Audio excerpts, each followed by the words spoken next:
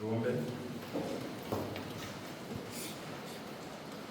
Baba yetu wa mbinguni, katika jina la Yesu, tuna kila sababu ya kukushukuru. Asante kwa baraka mvua, asante kwa baraka za kiroho pia, na asante kwa asubuhi njema ya baraka ambayo umetuzawadia.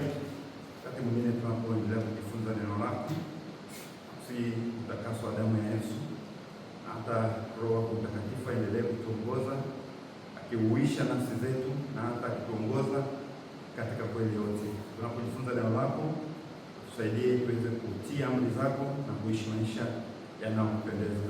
Tubariki pamoja tunapoanza na tutakapohitimisha pia kipindi chetu. Ni katika jina la Yesu Kristo Baba tunaomba na kushukuru. Amen. Kutoka mlango wa 20 mstari wa kwanza hadi 17 tutasoma pamoja mstari 17. 1, 2, 3. Mungu akanena maneno haya yote akasema, mimi ni Bwana Mungu wako niliyekutoa katika nchi ya Misri, katika nyumba ya utumwa. Usiwe na miungu mingine ila mimi. Usijifanyie sanamu ya kuchonga wala mfano wa kitu chochote kilicho juu mbinguni wala kilicho chini duniani wala kilicho majini chini ya dunia. Usivisujudie wala kuvitumikia, kwa kuwa mimi Bwana Mungu wako ni Mungu mwenye wivu, na wawapatiliza wana maovu ya baba zao hata kizazi cha 3 na cha 4 cha wanichukiao. Nami nawarehemu elfu wanipendao na kuzishika amri zangu.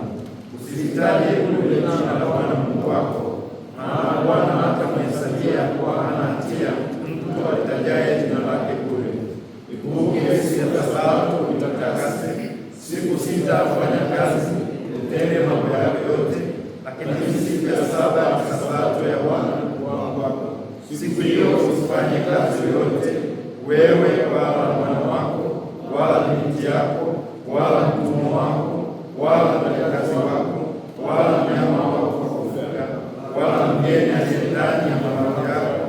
Maana kwa siku 6 Bwana alifanya mbingu na nchi na bahari na vyote vilivyomo, akastarehe siku ya 7. Kwa hiyo Bwana akabarikia siku ya Sabato akaitakasa.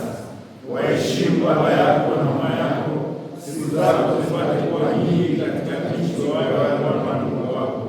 Usiue, usizini, usiibe, usishuhudie jirani yako uongo, usitamani mimba ya jirani yako, usimtamani mke wa jirani yako, wala mtumwa wake, wala mjakazi wake, wala ng'ombe wake, wala punda wake, wala chochote alicho nacho jirani yako.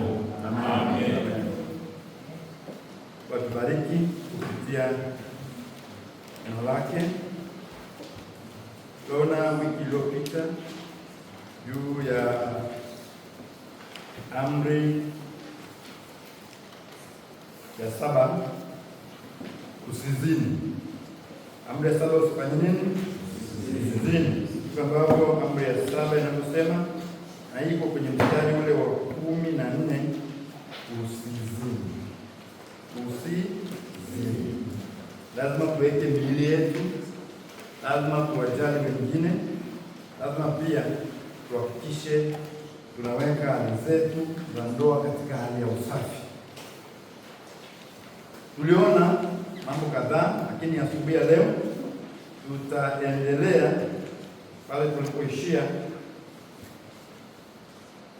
Kwanza tulipoishia ni usawa kwenye ndoa, hali ya ndoa zisizokuwa na usawa. Huwezi kuoana na mtu ambaye hajaokoka. Ukiwa umeokoka, huwezi kuoana na mtu ambaye hajaokoka.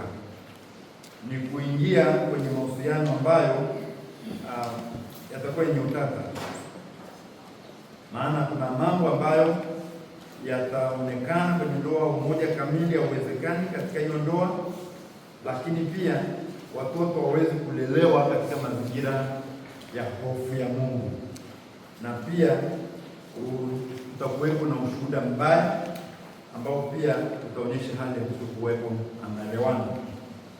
Kipengele ambacho tulikuwa tukiendea asubuhi ya leo ni yale ambayo ni machafuzi ya ndoa, ni yale ambayo yanaharibu ndoa, ambao ni taasisi ya Mungu aliyoanzisha Mungu mwenyewe, ambao ni yale ambayo yanajazia kwenye amri 10 au yanatupa ufafanuzi zaidi, yale ambayo yanaboresha, lakini yale pia ambayo yanachafua ndoa.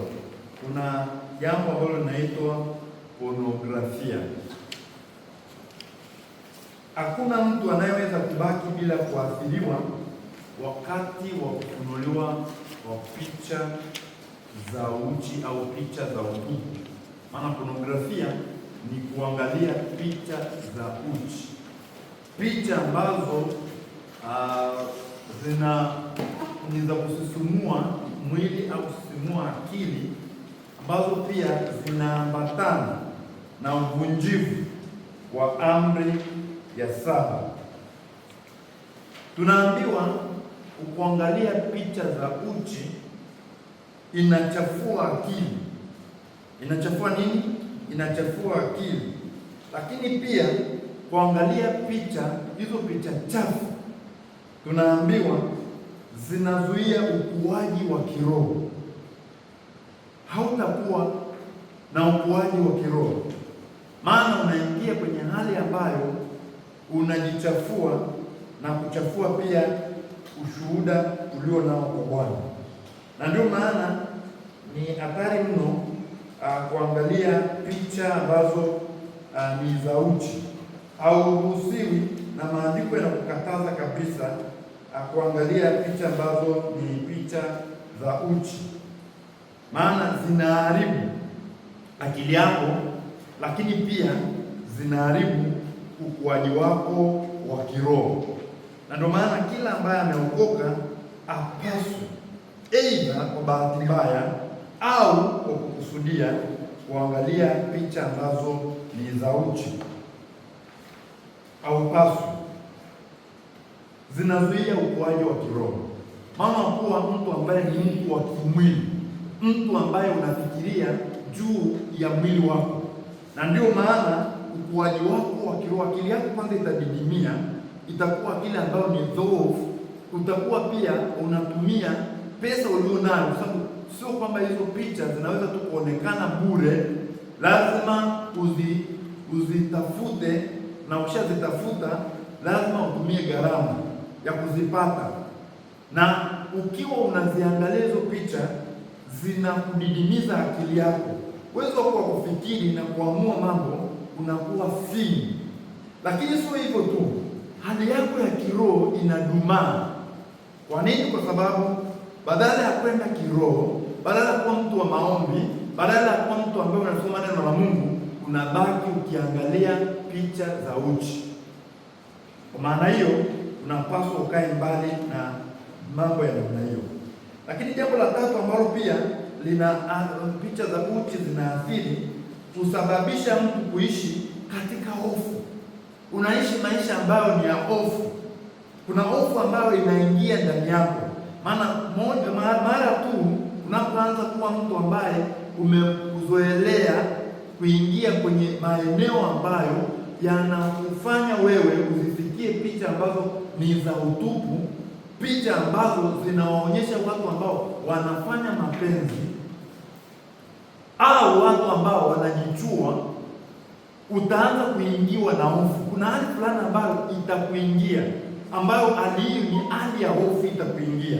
Kwa nini? Tayari kwa sababu akili yako imeathiriwa, moyo wako umeathiriwa, hauna ujasiri kwako wewe mwenyewe, na hata mwili wako utauathiri pia. Na ndio maana hofu itaanza kukuingia.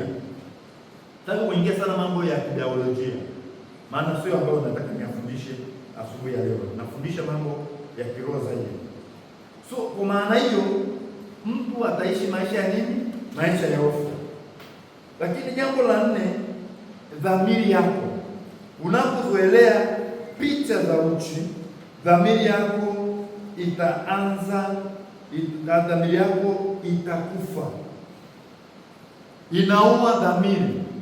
Dhamiri ni yale ambayo mtu amezaliwa nayo, na dhamiri ambayo imesafishwa na kutakaswa na damu ya Yesu inakuwa ni dhamiri njema, inakuwa ni dhamiri ambayo ni sahihi, inakuwa ni dhamiri ambayo ina afya. Lakini dhamiri ambayo imechafuliwa na picha za ngono, picha za utupu, ni dhamiri ambayo inakufa. Maana yake unakuwa kama mtu amekufa nini? Ganzi. Unakufa ganzi kiroho. Itafika mahali ambapo utaona kama ni kitu cha nini? Kufa kwa ganzi, kufa kwa dhamiri maana yake nini? Ni kwamba katika picha za uchi ambazo unaziangalia, unaona kama wewe unafanya kitu sahihi kabisa, wala hakuna kitu chochote ambacho kinakusumbua tena. Unaona ni kama sawa kabisa. Kwa nini? Kwa sababu tayari umeshazoelea mambo ya namna hiyo. Kwa unaweza ukaangalia mahali popote, na unaweza pia kuwashawishi wengine wafanye nini? Waweze kuangalia. Kwa nini? Kwa sababu tayari imeshaua dhamiri yako. Maana dhamiri inaweza ikakushtaki, inaweza ikakufanya nini? Ikakuweka pia huru. Sasa dhamiri inapokuwa imekufa, maana yake hakuna kitu chochote tena unachohisi. Unaona tu kila unachofanya ni nini? Ni sawa. Hakuna shida. Na kwa maana hiyo pia tunaambiwa dhamiri inapokufa, kwa sababu ya kuangalia picha za utupu au picha za uchi au picha za ngono au picha za mapenzi, tunaambiwa inaleta urahibu. Unajua maana urahibu? Urahibu ni kitu ambacho unakuwa umeathiriwa, inakuwa ndio tabia yako. Maana yake kama hujaziangalia hautakuwa sawa. Inawezekana ukawa unasikia maumivu ya mwili, maumivu ya akili. Yaani huwezi kuwa na maana, unaweza hata kushindwa kula. Kwa nini? Kwa sababu ya huo uraibu. Unaweza kuelewa maana unafikiri uraibu huko tu watu ambao wanatumia madawa kulevya, watu ambao wanakunywa pombe sana, watu ambao wanavuta bangi, watu ambao wanavuta sigara, watu ambao wanakula shisha, watu ambao wanavuta petroli, yaani watu ambao wanajaribu kila kitu, hata vitu ambavyo ni hayana vifai, lakini wameshakuwa na uraibu kufanya vitu vyote hivi. Sasa kuna hali kadhalika mtu ambaye atakuwa amezoelea kuangalia picha za utupu, atafika mahali ambapo kama hajaziona atakuwa mtu mgonjwa kabisa. Huu ni uraibu. Kuna mtu ambaye ameshakuwa na uraibu. Unajua kuna lugha ambayo tunatumia ambayo tunasema hasa kwenye vyakula, mambo ya ulafi. Sawa au tabia, mazoea ujenga tabia. Kuna wakati ambapo unaweza ukazoea, na ndio maana unapaswa, mtu ambaye ni Mkristo unapaswa uwe na kiasi. Kiasi kinazungumziwa kwenye vitu ambavyo ni vitu vizuri, yaani unapaswa uweze kujitawala.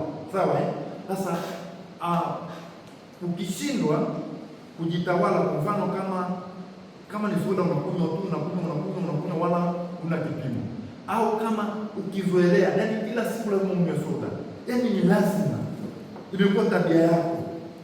Sasa ukiendelea, kama una pesa unaweza hata kaingia watu wengine hela ili kwamba ukanywe nini? Kwenye soda. Sawa, soda inaweza kuwa kitu kizuri, lakini kinapozidi inakuwa nini? Inaweza kuwa sumu kwenye mwili wako. Maana imetengenezwa kwa nini? Kwa kemikali. Lazima unywe kwa kiasi, ucontrol. Sasa ukizoelea hii haina cha ukiasi. Kuna vitu vyenye ukiasi. Nimetumia mfano huu ili kwamba uweze kuelewa nini ninachotaka nikwambie. Hakuna ukiasi kwenye mambo ya kuangalia picha za utupu. Sawa Sasa ili uone sasa uraibu, ni kuelewesha ili ufahamu neno uraibu. Neno uraibu maana yake imekuwa tabia yako kiasi kwamba hauwezi kuishi bila hiyo tabia. Unajua kuna mtu kama hajapiga makelele, hajatukana, hajaongea mpaka asikika mshipa kamechoka, sasa aone kama anataka kulala, hawezi kulala. Kuna mtu ambaye hakusumbua, piga simu asumbue, hawezi kulala. Huo ni uraibu ambao umempata, ni ameshaathirika. Kuna mtu ambaye simu yake ikikosa salio, itabidi afanye namna yote, anaweza hata akaiba pesa za watu wengine ili aweke salio, aweze kupiga au aweze kuandika message. Mtu anaandika message mpaka zinabaki simu na haina hata message moja. Anaanza kuambia naombeni mnikopeshe hata 500. Au kama ikibaki message ya mwisho, anaanza message kama 5 za mwisho, anaanza kutuma, hebu naomba tafadhali tumie 500. Na tumie 500, anangada wapi kutatiki. Ni mtu ambaye tayari ameshaathirika. Yaani hawezi kuishi bila hicho kitu. Hasa hali kadhalika tunaambiwa ndio uraibu unaozungumziwa hapa. Mtu anapokuwa amezoelea maisha hayo ya kuangalia hizo picha za uchi, inafika mahali ambapo yani unaweza kuwa hata ibadani. Maana inawezekana pia watu wanakwenda ibadani wanaangalia hizo picha za uchi.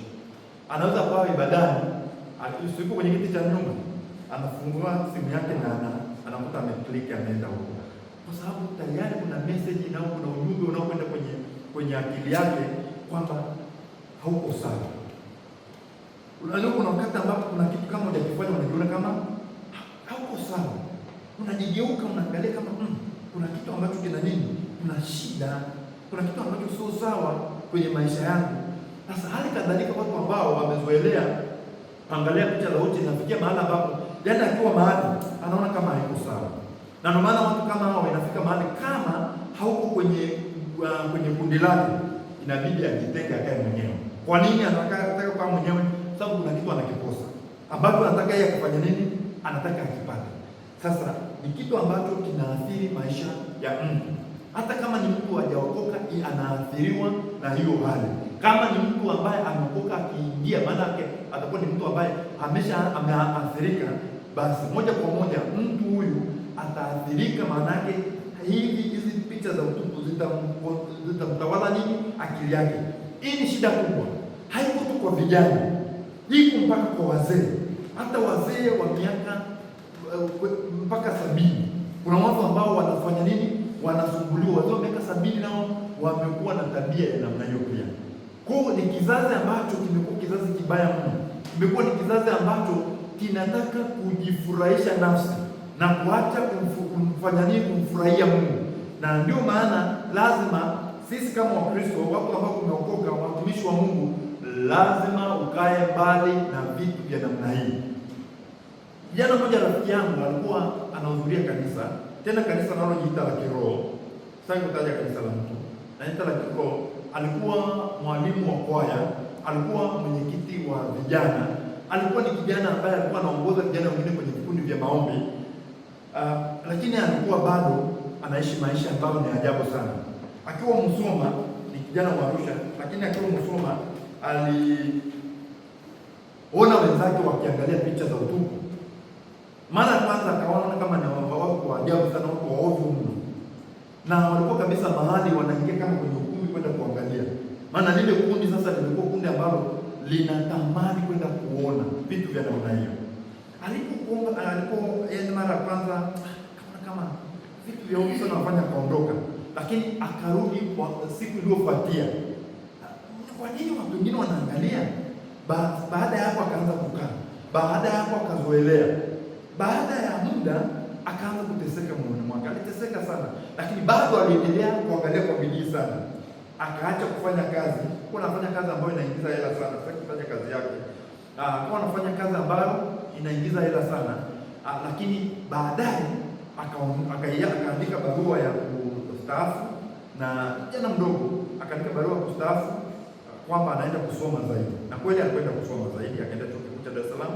Alipofika chuo kikuu cha Dar es Salaam ndipo alikutana na ndugu mmoja ambaye alikuwa ameokoka. Yule ndugu aliyekuwa ameokoka akamwona jinsi alivyokuwa anaishi maisha ya wasiwasi.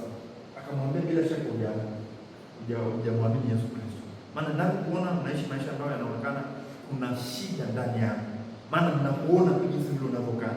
Yule mtu akaanza kumhubiria Injili ya Yesu Kristo. Na alipomhubiria Injili ya Yesu Kristo, yule bwana akamwamini Yesu Kristo kama Bwana na Mwokozi wa maisha yake. Na kuanzia pale ndipo ile hali ya kuangalia picha ya uchi ilipoondoka na akawa huru. Na yeye ndiye ambaye alinishirikisha ushuhuda.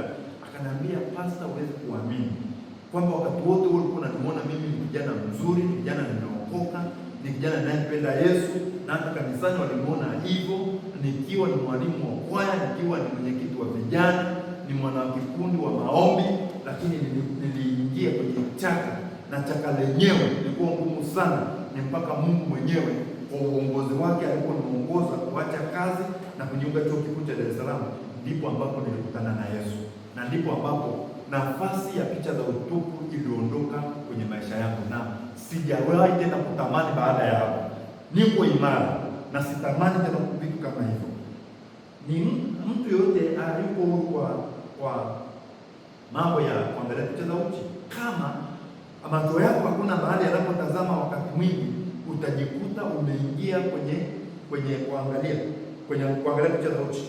Unajua tunaishi kwenye dunia ambayo inaitwa ni dunia ya utandawazi. Ni dunia ambayo kila mtu anataka kuwa na smartphone. Lakini smartphone ni smartphone kuliko hata wewe. Ndio maana ukiingia tu kwenye mitandao ya kijamii unachokutana nacho, hata ukiingia Google, labda kuna kitu unachokitafuta, labda ni unataka kuangalia, kuna neno unalotaka kuliangalia na neno la Mungu unaliangalia, unaenda kwenye Google, unapotumia kitu kama laptop, moja kwa moja kinachokuja ni vitu ambavyo ni vichafu. Maana wale watu ambao wanaonyesha hivi vitu wao pia wanalipia pesa ili angalau wanaita ads. Ads ni vitu ambavyo ukinunua, kwa mfano ukidownload app moja kwa moja, kama hujainunua ile app 100%, kuna uchafu pamoja. Hata na kununua pia kuna wakati mwingine wanaweza kukuletea. Ndio maana unafahamu, unatakiwa wewe kufahamu kwamba ni kwa namna gani ninaweza nikablock hizi websites ambazo zinaweza kuniletea kitu ambacho kinaweza kuharibu ushuhuda wangu au kinaweza kuharibu mwenendo wangu katika Bwana. Unaweza kuwa makini, maana once unapokwenda tu YouTube unaweza kuandika wimbo tu unataka unasema upendo mkono ukapata, lakini baada ya hapo kinachofuatia ni kitu kingine tofauti kabisa. Alafu unaweza kushawishika ukasema, ngoja niangalie hivi vitu, mbona ninasikiaga vinazungumzwa, ni kitu cha namna gani? Unaangalia mara ya kwanza, unaangalia mara ya pili, mara ya tatu, unajikuta sasa unanunua bando ili tu uweze kuangalia. Uwe makini, maana utaharibu moyo wako, utaharibu akili yako, utaharibu roho yako, lakini pia utakuwa ukiishi maisha ya hofu, na baada ya hapo dhamiri yako itakufa, na dhamiri yako inapokufa unabakia kwenye uraibu, inakuwa hayo ndio maisha yako. Mtu anasema haya ndio maisha yangu, haya ndio maisha niliyochagua. Kama unapokutana na mtu ambaye amekata tamaa, anaishi maisha tu ya ulevi, anasema haya ndio maisha yake, ndio maisha aliyochagua. Kwa watu ambao wameokoka, haya maisha hayapaswi kukaa katika maisha yao. Lakini pia jambo lingine kusababisha mtu kufanya nini? Kufanya dhambi. Maana once kitu unachokiangalia, unapoanza kuangalia kitu, nini kinachofuatia? Unataka kujaribu kile ulichokiona, sio? Ukijifunza kitu lazima uje ukifanye kile kitu ulichojifunza. Kama mtu akisoma, ukifundishwa jinsi ya kuandaa na kukaanga maandazi, baada ya hapo lazima uje ufanye mazoezi. Ndio ujue ni jinsi ambavyo unapaswa uandae unga, nini unachotakiwa kuweka, ni hamira au ni kitu gani, kwa kiwango gani, sukari kiasi gani, kama unaweka maziwa kiasi gani, kama kuna kiungo chochote unaweka kwa kiasi gani. Baada ya hapo utaandaa kitu ambacho kama ni frappen na mafuta na moto wa kiasi gani, utaanza kukaanga, utaonja, na baada ya hapo utarudi tena kuangalia ni wapi ulipokosea, kama maandazi uliyoyakaanga hayako kwenye ubora ambao wewe umefundishwa na kadhalika. Sasa ndivyo ilivyo kwa kitu ambacho unakitazama, na ndio maana kama una biashara na kitu kama hicho, kaa mbali nacho. Kaa mbali nacho, maana kitaathiri maisha yako na hata uhusiano wako pia na Mungu. Nipe muda kama kuna mtu yoyote ambaye anataka kuuliza swali. Na kama kuna mtu yoyote ambaye alikuwa amezoelea kuangalia picha za uchi, picha za ngono, picha za utupu, tubu dhambi yako, itakumaliza. Kuna siku kama ni mwanaume utaoa na utashindwa kufanya chochote, umeshaathirika. Nakwambia kuna siku utaolewa, huna hamna mwanaume, umezoea kujichua na kuangalia picha za uchi, unatosheka, unafikiri hayo ndio maisha, then maisha yako yataharibika. Lazima uje uponywe kwa kurejeshwa kwa Bwana. Watu wengine wanasema uponywe kwa saikolojia, lakini sio uponywe kwa saikolojia. Lazima damu ya Yesu kutakasa. Bila damu ya Yesu kutakasa, utakuwa umeathirika kwa maisha yako yote. Mchungaji, tunaona kwamba ukweli katika dunia sasa hivi tunakuwa na vijana wengi ambao wanakula namna wa masuala ya hizo picha na hizi na masuala ya matumizi ya bangi na sigara na madawa ya kulevya. Sasa inakuwa ni changamoto. Swali langu kwamba njia gani hasa ambayo ni nzuri zaidi na sahihi hasa kuwasaidia watu, maana wako sana kwenye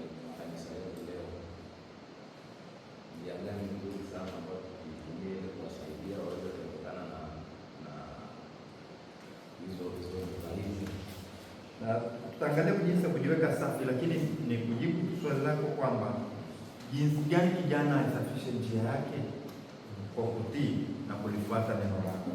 Moyoni mwangu nimeliweka neno lako, nisije nikakutenda dhambi. Hakuna jinsi ambavyo kijana anaweza kuwa huru na utandawazi, maana utandawazi umeathiri, na ndio maana kama hujawa na uwezo wa kumiliki, mnaita ni smartphone, simu janja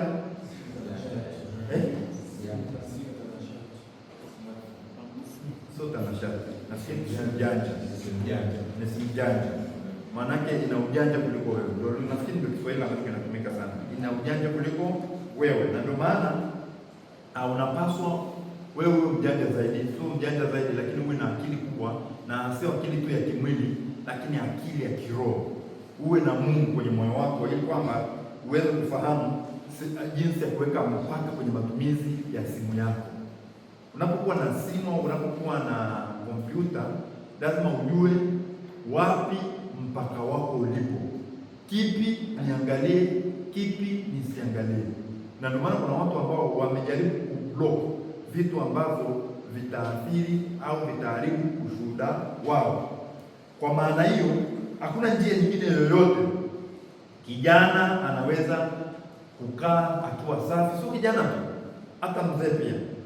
Nimewaambia kwamba wazee wakati mwingine hawana shughuli nyingi sana za kufanya. Wanaweza akaanza kuangalia simu yake. Tena mzee ambaye pia Yesu amejakaa kwa uzani wake ndani ya moyo wake, manake ana muda sana kutafakari neno la Mungu. Akikutana na hivyo anaona kama kuja refresh, maana anaanza kuangalia vichekesho. Mwisho vichekesho vimebadilika, vimekuwa vichekesho vya aina nyingine, mwisho unakuta umekamatwa. Naona kama ni sawa, inaanza kuangalia Yesu binafsi chochote, lakini kile ambacho umekizoea kukiangalia ndicho ambacho utakiishi, sio ndio? Na ndio maana hata usiku kile unachoota ni kile ulichoona mchana. Kile kilichopita mbele ya macho yako ndicho ambacho unakiota. Huwezi kuota kitu ambacho hukuwahi kupita, labda hiyo ndoto tu kutoka mbinguni. Sasa zile ambazo zimeandikwa kwenye Biblia, ambazo Mungu mwenyewe ndiye amezileta nini hizo ndoto. Kwa sababu gani? Wakati ule maandiko alikuwa hajamalizika kuandikwa, kwa Mungu aliongea na watu wake kwa njia ya ndoto, kwa njia ya maono, kwa njia ya ishara, kwa njia ya sauti, atina nguvu na uwezo. Lakini leo hii Mungu azungumza nasi kwa njia ya ndoto tena. Kwa zile ndoto tunazoota ni baada ya uchovu wa mishughuliko ya siku. Kuna vitu vingi vimepita mbele ya nini? Ya macho yako. Kama ulikuwa unakimbia uwanjani, unaota kama unakimbizwa. Yaani mtu anaamka asubuhi amechoka. Unajua kuchoka? Amechoka sio kawaida, kwa sababu alikuwa anakimbia. Kama wewe ni mtu ambaye shughuli zako zimejazwa na vurugu, yaani unaota kama ni ugomvi, unaona unakimbizwa na mishale na mapanga na mawe na kushiwa, unakimbia unaona kama nini, yaani mpaka unaona umekuja ukichoka. Unapokuja umechoka, mtu amelala kitandani kina asubuhi anaamka amechoka. Kwa yale unayoota ni yale yaliyojaza nini? Yaliyojaza macho yako, yale ambayo yalihusika, uliyoyafikiri, yale ambayo ulihusika. So hali kadhalika yale ambayo yatakuwa umeyazoelea ndio ambayo pia yatajifunua kwenye maisha yako. Zaburi ya 119 mstari ule wa 9, Biblia inatuambia jinsi gani kijana haisafishe njia yake kwa kutii, akilifuata neno lako. Mstari wa 10, kwa moyo wangu wote nimekutafuta, usiniache nipotee mbali na maagizo yako. Maombi. Mstari wa 11, moyoni mwangu nimeliweka neno lako, nisije nikakutenda dhambi. Moyoni mwangu nimeliweka neno lako, nisije nikakutenda dhambi. So vijana kukaa kuepuka kutokuishi maisha haya ya anasa, utaji wa bangi, uraibu wa picha za ngono au kwenye maulevi. Kwanza lazima wamrudie Mungu, lazima wamwamini Yesu Kristo kama Bwana na Mwokozi wa maisha yao, lakini neno la Mungu likae moyoni mwao. Neno la Mungu likae machoni mwao. Neno la Mungu likae wapi? Moyoni mwao. Zaburi ya kwanza, tafadhali. Twende Zaburi ya kwanza pia kabla tujaendelea. Zaburi ya kwanza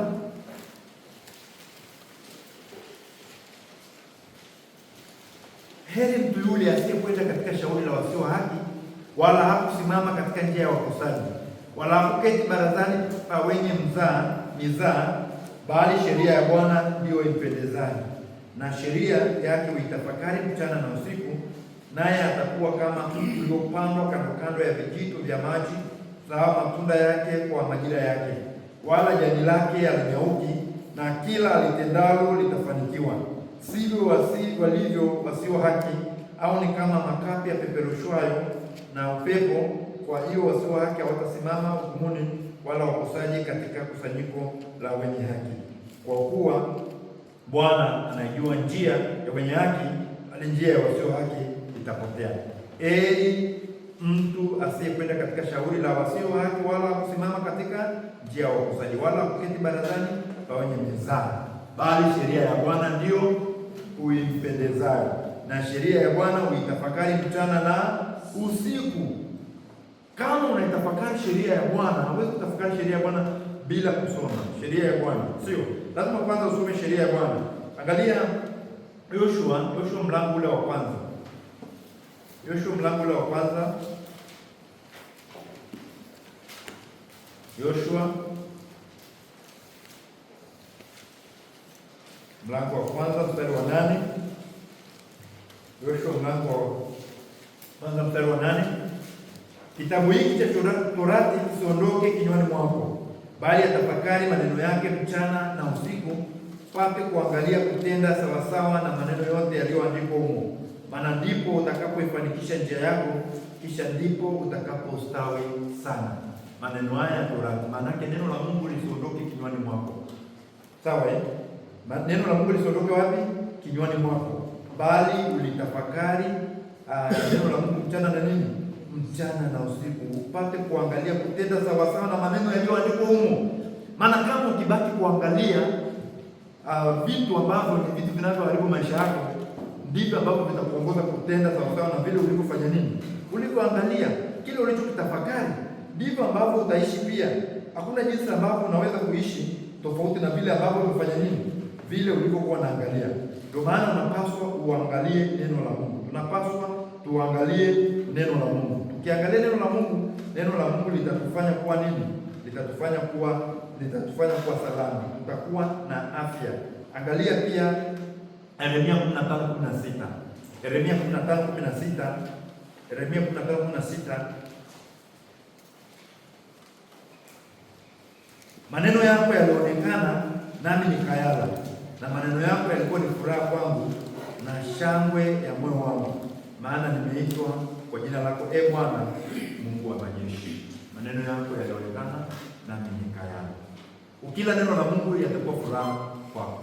Lakini unapoangalia picha za uchi, unapokula bangi, unapokula mirungi, unapokula kila aina ya uchafu, itakuwa furaha au itakuwa huzuni? Itakuwa huzuni. Kuangalia, jilishe neno la Mungu. Jilishe neno la Mungu mpendwa, itakuwa salama.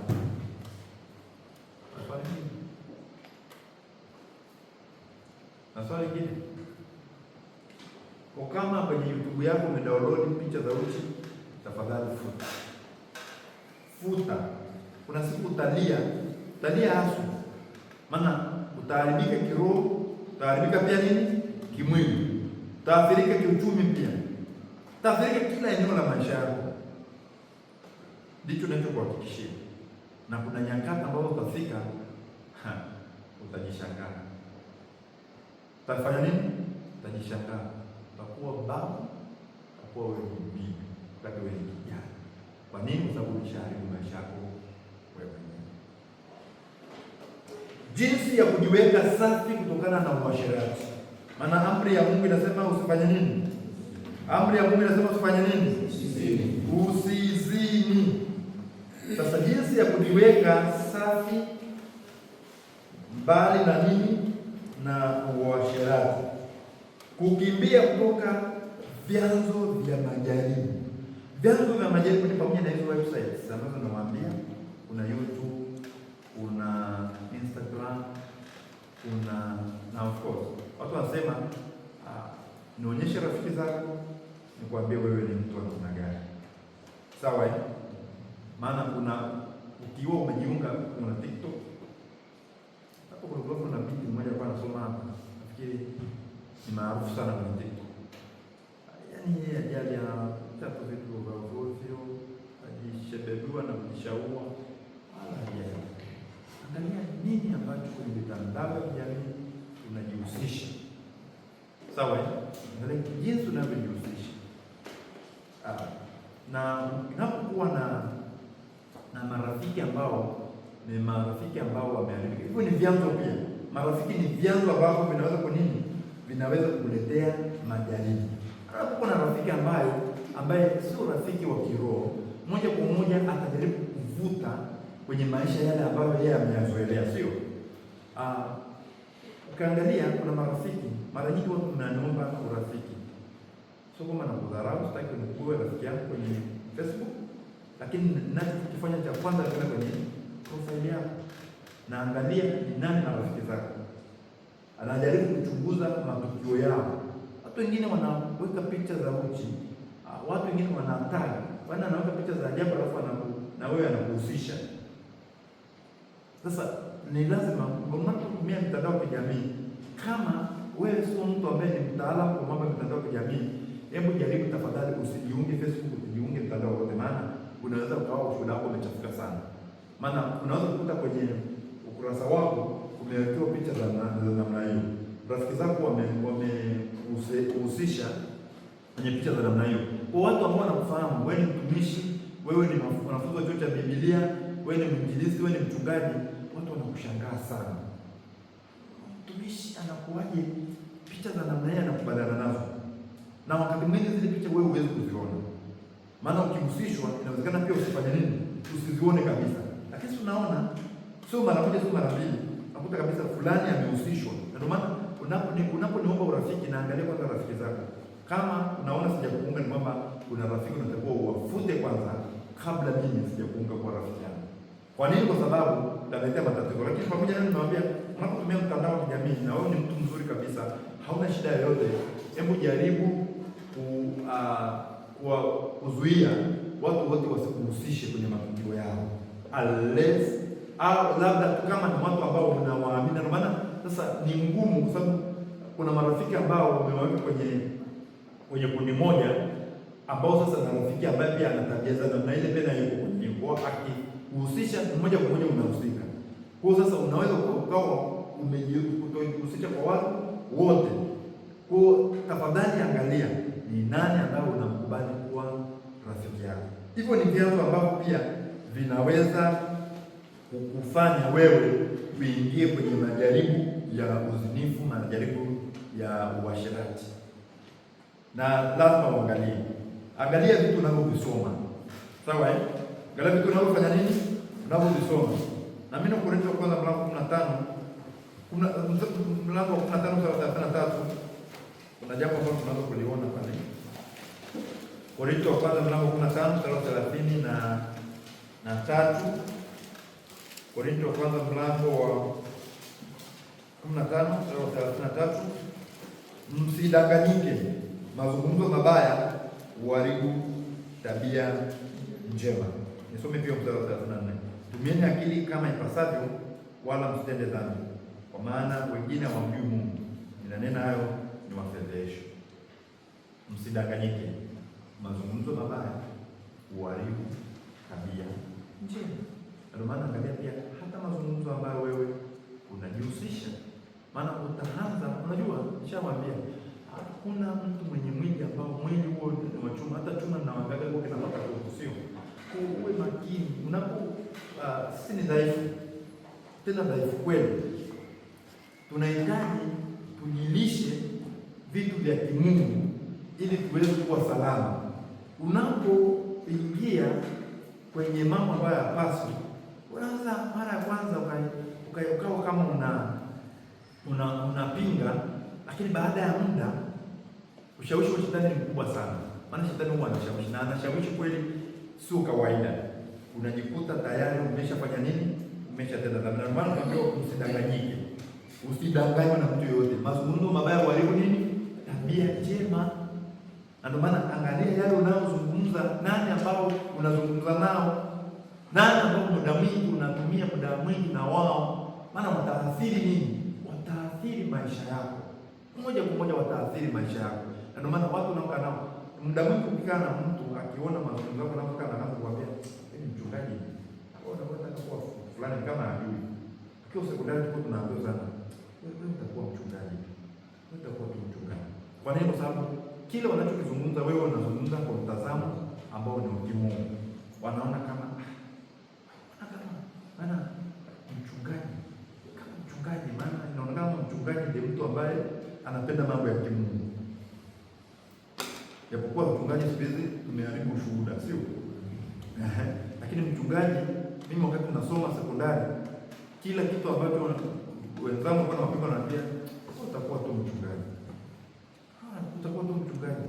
Wewe hicho utaki. Wewe si mchungaji sasa.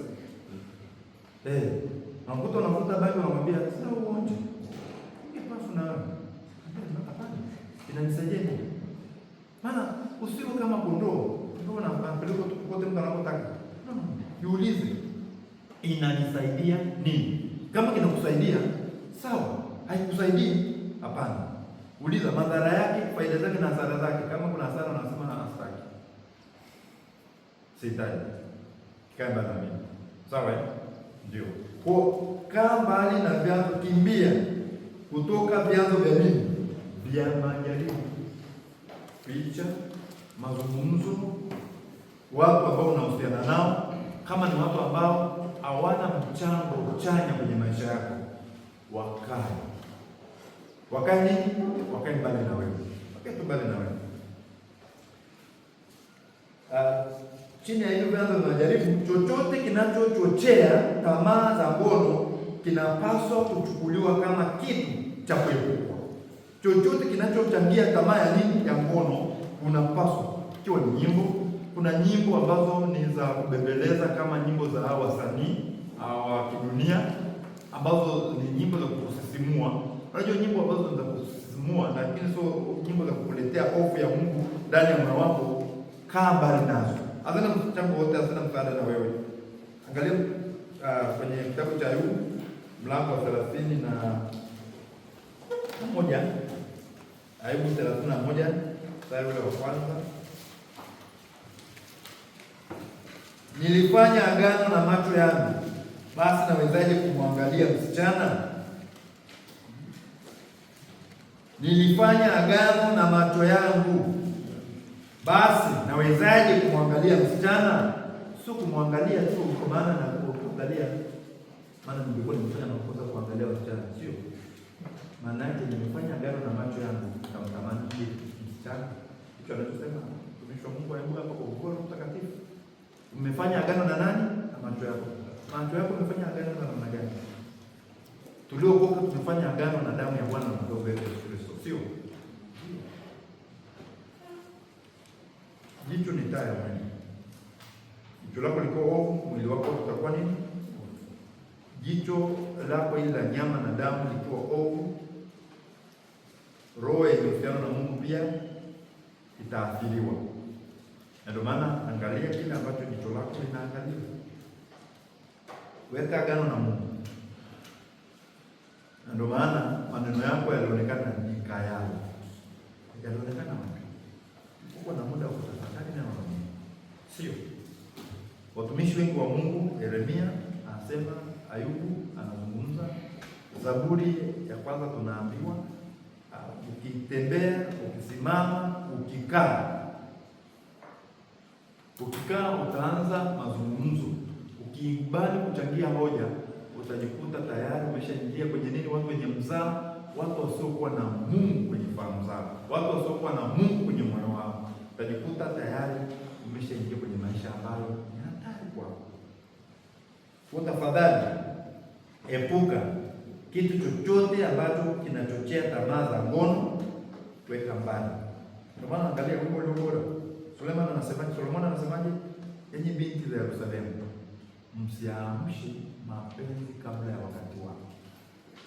Msiamshe kabla ya nini? Ya wakati wake. Maana yakiamshwa yataamka. Na yakiamka yatakumaliza. Yatafanya nini? yatakumaliza. Usiyachochee tafadhali, kuepuka vyanzo vyote ambavyo vinaweza kukuletea madhara. Lakini pia jifunze kusema hapana kwa shinikizo kutoka kwa wenzako wanaotaka kuingia kwenye akili zao, au wanataka kuingia kwenye akili zako. Sema hapana, na hapana hiyo hapana kweli.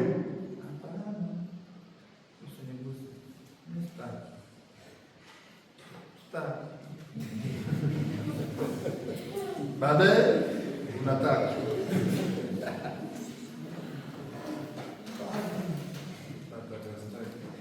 hapana, ni hapana, sio hapana na kujilegeza legeza. Hapana, hapana, hapana ni hapana.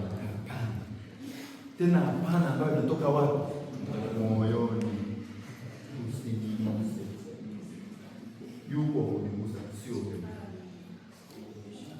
Yuko kunigusa, sio wewe. Sema hapana. Tena hapana hiyo hapana kweli. Kuna mwanaume mmoja ni mfano kwenye Biblia ambaye aliona afadhali watu wamuone akiwa uchi huko nje kuliko kusema ndio kwa dhambi. Mwanzo mlango wa 39.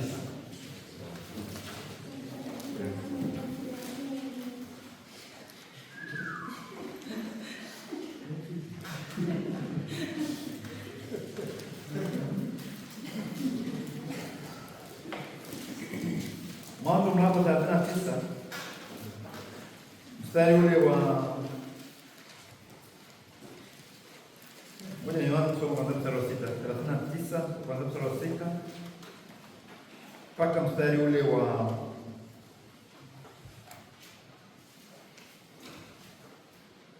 mstari wa 12. Akaacha yote aliyokuwa nayo mkononi mwa Yusufu, wala hakujua habari za kitu chochote chake ila hicho chakula alichokula tu.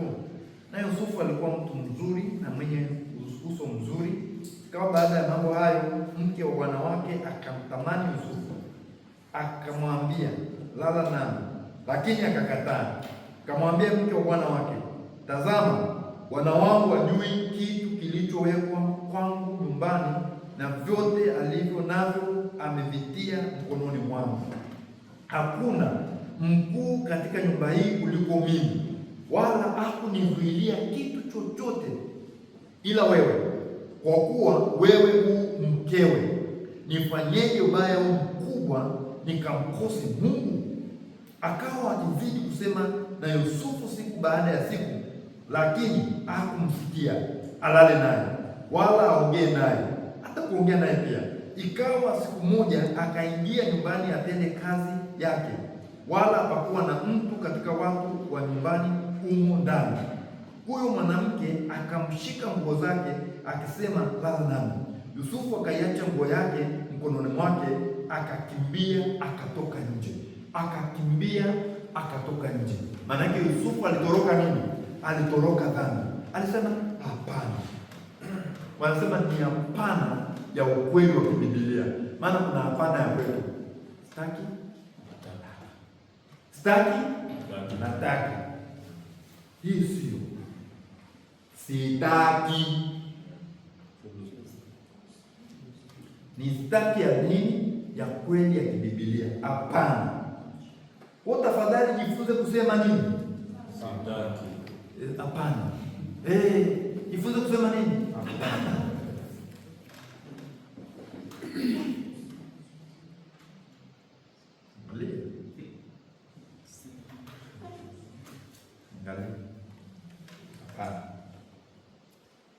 Kwenye mashinikizo, Yusufu alikuwa kwenye mashinikizo sana, lakini Yusufu alisema hapana. Na hata ilipomgharimu kuachilia nguo yake, aliachilia nguo yake. Sasa wengine hata wajua kusema hapana, wengine wao ndio wanajiingiza kwenye mazingira wengine. Ni hatari sana. Sawa? Ni hatari, lakini jifunze kusema hapana. maana utaharibu maisha yako. Utaharibu maisha yako ya kimwili, utaharibu maisha yako ya kiroho. Utakapojaribu, kuja na mimi jaribu, itakuwa ndio mwisho wa majuto yako, itakuwa ni mwanzo wa majuto yako kwa maisha yako yote. Maana hutakuwa tena mtu sawa. Kila baada ya kukaa tu anaweza akajitokeza hata mtu akasema unaye mtu anajivuna sana, anasema mke wangu mzuri. Mke wangu mzuri gani? Hili lilikuwa gari langu zamani. Mume wake anajidai eti mume wake. Huyu alikuwa mtu wangu sana, nimekaa naye muda mrefu sana. Kwa nini useme ushuhuda kwamba nilikuwa kwa ajili yako tangu nilipotungwa, nilipozaliwa tumboni mwa mama yangu. Sawa? Inawezekana. Ujifunze kusema nini? Hapana kwenye mashinikizo yanayokuja kwenye maisha yako. Sema hapana. Maana pengine wataingia kwenye akili zako, ushawishi utakuwa mkubwa, zawadi zitakuwa ni nyingi. Hiyo ilishatokea hapo kwa Biblia. Jana wawili walikuwa wanamgombania dada mmoja. Sitaki kusema dada ni wapi, maana watu wengine mtamwamini. Wala vijana ni wapi, lakini walikuwa wakisema walisoma hapa. Jana wawili wote wanamgombania dada. Mmoja anaita chips kavu.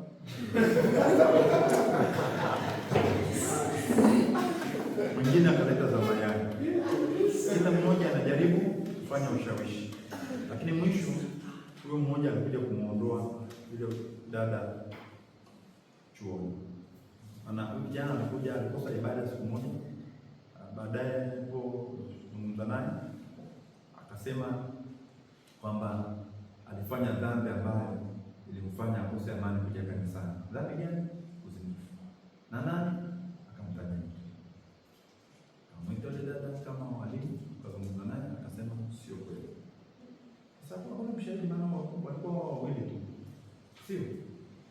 Kampa moja. Dhambi haikuwahi kumwacha mtu salama. Unajua huwezi kuamua kwa sababu ya mdomo wa mtu mmoja. Maana nyie ndio mnafikiriaga hivi.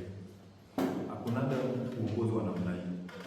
Na wakati ukifungua mdomo wako ukashutumu sisi kama walimu, lazima uangalie mdomo wako, maana unaweza ukapenda siku moja.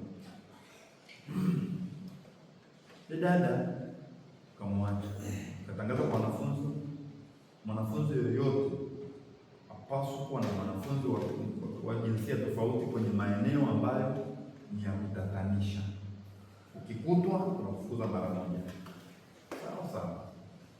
Siku hiyo tuliokaa kikao, siku wake 1:30 kuelekea 2:00, huyo dada na huyo kijana wako kwenye ya kanisa upande ule nilipokuwa nimekaa, wako wanaendelea kubembeleza. Wakapatikana, tukawafukuza. Siku hiyo fuatia tukawafukuza. Tukaondoka.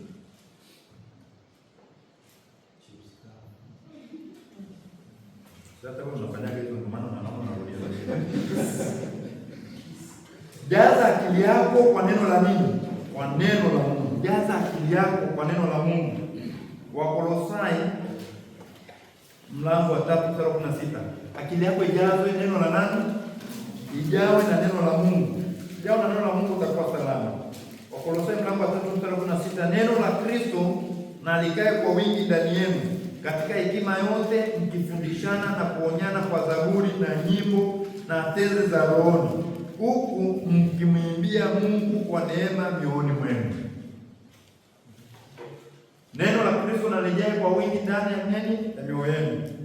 Hiyo ndicho chakula chenu, likae kwa wingi ndani yenu katika hekima yote mkifundishana na kuonyana kwa zaburi na nyimbo na tenzi za rohoni, huku mkimwimbia Mungu wa neema mioyoni mwenu. Acha kukaa mnaanza tu mambo ya ngono. Anza kumtekenya mtu na miguu, mgusa ili tukuwasha moto neno la Kristo. Ukikaa mwe na muda wa kufanya nini? Kuuza neno la Mungu. Ndio maana kwa tunawazuia kuto huko karibu na msichana au fulani.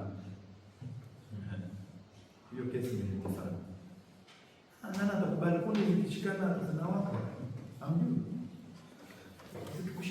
Kuni zikigusana zinafanya nini? Moto unawaka kabisa. Na ndio maana wala hairuhusiwi. Sasa wewe umefanya kwa siri, hatuja kushika na utaona cha Mungu. Wafilipi mlango wa 4 mstari wa 8. Angalia mambo ambayo yatakuwa yawajae pia. Hatimaye ndugu zangu, mambo yoyote yaliyo ya kweli, yoyote yaliyo ya staha, sawa yoyote yaliyo ya haki, yoyote yaliyo safi, yoyote yenye kupendeza, yoyote yenye sifa njema, kiwapo wema wowote, kiwapo sifa nzuri yoyote, yatafakarini hayo, yazungumzeni hayo. Nikikuuliza hata muda wa kuwa na msichana karibu, nini kuzungumza naye? Mimi nasema rahisi sana. Unajua kitu cha kuzungumza, maana unafikiri kitu ambacho ni asi, sio? Mtu ambaye ameokoka na Yesu unaweza kuwa na msichana kwa sasa mpaka jioni. Unaweza kuwa mtu kawaida kabisa. Mtu kawaida kabisa. Na msichana anaweza kuwa na mvulana mpaka jioni. Mambo ya kawaida kabisa. Kabisa. Wala ni sio lolote linalohusu ngono. Kwa nini? Sababu kuna Yesu. Na kwa Yesu hakunaga nini? Hakuna uchafu. Lakini mtu mwingine hata nafasi tu mazungumzo yanaanza kubadilika lugha, inaanza kubadilika, inakuwa lugha tofauti ili kwamba ijaribu kushawishi. Neno la Kristo lijaze akili yako, lijae kwenye akili yako. Angalia Mithali pia, Mithali 6:32.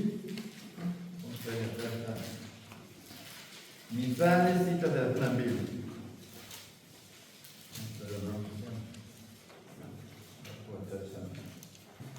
Mithali 6:32.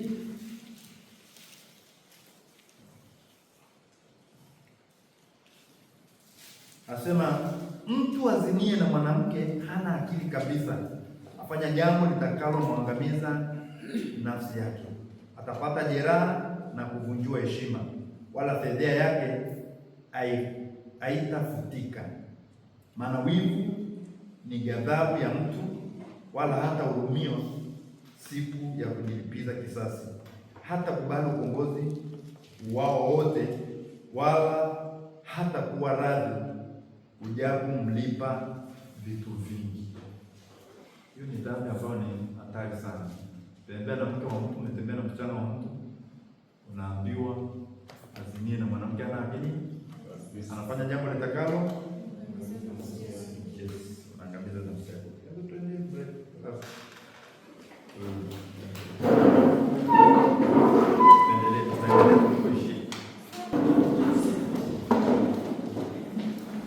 Kwa jinsi ya kujiweka sasa kutokana na ushirati, kimbia vyanzo vya majaribu. Sawa kimbia vyanzo vya nini? Kimbia vyanzo vya majaribu, ikiwa ni pamoja na kukimbia ushawishi wowote ambao utakufanya wewe uweze kufanya dhambi ya uzinifu au dhambi ya uasherati. Tunaona mstari wa 32 wa Mithali 6. Mtu azinie na mwanamke hana akili kabisa, afanya jambo litakalo angamiza nafsi yake. Anafanya jambo ambalo litaangamiza nafsi yake. Lakini tusome mistari iliyotangulia, tunaelezwa vile ambavyo kijana au mtu anaweza kuingia kwenye nini? Kwenye ushawishi. Sawa Na ndio maana hekima ya Mungu, ili uweze kuishi maisha ya kimungu, unahitaji. Sawa maana kitabu cha Mithali ni kitabu ambacho kinatufundisha hekima ya Mungu ili tuweze kuishi maisha nini? Maisha ya kimungu. Uweze kuishi maisha ya kimungu kama hauna hekima ya kimungu. Ukiangalia wanasema ukiyashika maagizo, ukijifunga maagizo ya Mungu. Kwa mstari wa 20 wa Mithali 6, mwanangu, shika maagizo ya baba yako, wala usiache sheria nani? Ya mama yako. Yafunge hayo katika moyo wako daima, jivike hayo shingoni mwako. Uendapo yatakuongoza, ulalapo yatakulinda, uamkapo yatazungumza nawe. Maana maagizo hayo ni taa na sheria, na sheria hiyo ni nuru, na maono ya kumwadilisha mtu ni ya uzima, ya kulinde na mwanamke mwovu asikupate, na kukuponya na ubembelezi wa mgeni. Usiutamani uzuri wake moyoni mwako, wala usikubali akunase na kope za macho yake. Maana kwa malaya mtu hutiwa katika hali ya kuhitaji kipande cha mkate, na kahaba humwinda mtu anase nafsi yake iliyo ya thamani. Je, mtu aweza kuchukua moto kifuani pake na nguo zake zisiteketezwe? Je, mtu aweza kukanyaga makaa ya moto na nyayo zake zisiungue? Ndivyo alivyoingia kwa mke wa jirani yake. Kila mtu amgusaye huyo atakuwa na hatia. Watu hawamdharau mwizi akiiba ili kujibishibisha iwapo aona njaa, lakini akipatikana atalipa mara 7. Atatoa mali yote ya nyumba yake. Na hapo ndipo nakuja mtu azinene mwanamke ana akili kabisa. Mlango wa 7 pia, mwanangu, yashike maneno yangu na kuziweka amri zangu akiba kwako. Uzishike amri zangu ukaishi, na sheria yangu kama mboni ya jicho lako. Zifunge katika vidole vyako, ziandike juu ya kibao cha moyo wako. Mwambie hekima, wewe ndiwe umbu langu. Mwite ufahamu jamaa yako mwanamke, wapate kukulinda na malaya na mgeni akubembelezaye kwa maneno yake. Maana katika dirisha la nyumba yangu na alichungulia katika shubaka yake, nikaona katikati ya wajinga. Katikati ya nini? Mtu ambaye anapata uzinifu, kijana anayepata uzinifu anaambiwa ni mjinga. Nikaona katikati ya wajinga, nikamtambua miongoni mwa vijana, kijana mmoja asiyekuwa na akili. Azinia mwanamke ana akili kabisa, anafanya jambo litakaloangamiza nafsi yake. Hapo tunaambiwa nikaona katikati ya wajinga, nikamtambua miongoni mwa vijana, kijana mmoja asiyekuwa na akili, akipita njia karibu na pembe yake, akiishika njia iendayo nyumbani kwake wakati wa magharibi, maanake wakati jua linashuka, wakati wa jioni, usiku wa manane. Mpaka usiku wa manane pia jua limeshuka, jioni, lakini mpaka na usiku pia yupo anahangaika, yuko kwenye kona hizo. Usiku wa manane gizani, na giza limeongezwa, maana uovu kufanyika gizani pia. Na tazama, mwanamke akamkuta ana mavazi ya kikahaba, mwerevu wa moyo, ana kelele na ukaidi, miguu yake haikai nyumbani mwake, mara yu katikati ya njia kuu, mara viwanjani. Sawa, naye huotea kwenye pembe za kila njia.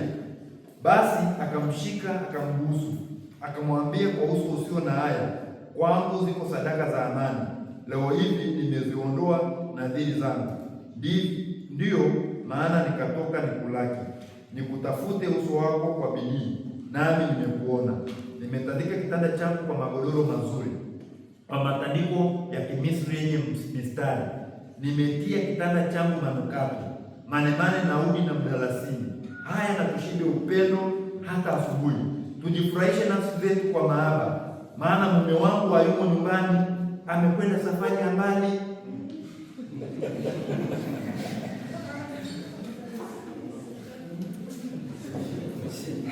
Amechukua mfuko wa fedha mkononi, maanake ana matumizi ya kutosha, arudi haraka. Atarudi wakati wa mwezi mrefu. Kwa maneno yake mengi na ulaini ukamshawishi, na ubembelezi wa midomo yake akamshinda. Huyo akafuatana naye mara hiyo, kama vile ng'ombe aendavyo machinjoni, au mpumbavu kuadhibiwa katika pingu, hata mshale umchome maini, kama ndege aendaye haraka mtegoni, wala ajue ya kuwa ni hasara ya nafsi yake. Basi wanangu, nisikilizeni sasa, mkayaangalie maneno ya kinywa changu. Kijana mjinga katikati ya mjinga. Azinia mwanamke ana akili kabisa, anafanya jambo linaloangamiza nini? Na kijana mjinga naye, jioni, wakati wa magharibi, jua linatua, jioni, usiku wa giza. Kijana wa Kristo anaweza kuwa kijana wa namna hiyo? Kijana wa Kristo anaweza kuwa kijana wa namna hiyo? Angalia, jaza akili yako neno la Mungu. Jaza akili yako nini? Neno la Mungu, ili uwe safi kutoka dhambi ya uasherati. Lakini pia jaza wakati wako na shughuli zenye faida. Jaza wakati wako na shughuli zenye nini? Zenye faida. Huyu bwana tunaangalia Luka 19:13. Mungu amekupa karama, unapaswa utumie muda wako kuzalisha hizo karama ambazo Mungu alizokupa. Luka 19:13, akawaita watu 10 katika watumwa wake, akawapa mafungu 10 ya fedha, akawaambia, fanyeni biashara hata nitakapokuja. Huu ni mfano Yesu aliotoa. Kwanza sura 11, waliposikia hayo waliongeza kusema mfano, kwa sababu walikuwa karibu na Yerusalemu. Wao walidhani ya kuwa ufalme wa Mungu unaonekana mara. Basi akasema, mtu mmoja kabaila alisafiri kwenda nchi ya mbali ili ajipatie ufalme na kurudi. Akaita watu 10 katika watumwa wake, akawapa mafungu 10 ya fedha, akiwaambia, fanyeni biashara hata nitakapokuja. Sio kwamba Yesu ni kabaila, maana yake mtu alikuwa na mali nyingi ninazozungumziwa, lakini mtu huyo aliyekwenda safari ya baada atakwenda arudi tena ni nani? Ni Yesu. Ameweka mafungu kwa watu wake. Kwa watu wake wafanye nini? Fanya biashara, jishughulishe. Usisumbuke, badala yake jishughulishe. Usisumbuliwe na ya dunia, lakini jishughulishe. Yesu muda ambao tunamngojea Yesu arudi, Yesu ametupa shughuli ya kufanya. Kwa hiyo jaza muda wako na nini? Na shughuli zenye faida. Sawa eh? Jaza muda wako na shughuli zenye nini? Zenye faida. Tofauti na hapo, utakuwa mtu unafikiri ngono. Nafikiri ngono ni pesa. Nafikiri ngono ndio maisha.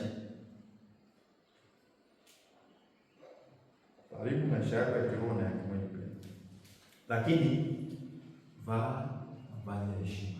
Mwana kijana mjinga katikati ya wajinga alikutana na mwanamke ambaye miguu yake haikai nyumbani, mara barabara kuu, mara kwenye viwanja. Tunafahamu viwanja, sehemu za kula baba, viwanja ufukweni huko wapi, na huyu mwanamke ambaye Biblia inatuambia naye alikuwa hivyo hivyo. Lakini sio hivyo tu, Biblia inasema amevaa mavazi ya kikahaba. Maana yake ni mavazi ambayo yanamuonyesha mwili wake, yanamtamanisha yule anayeona. Ambaye ni nani? Anayetamanishwa ni nani? Ni kijana mjinga ambaye hana nini? Lakini sio akili tu ya kawaida, akili ya kiroho. Yaani hana uhusiano na Mungu, ajilishi mambo ya Mungu, ajazi wakati wake na shughuli zenye faida. Maana yake huyo hana nini?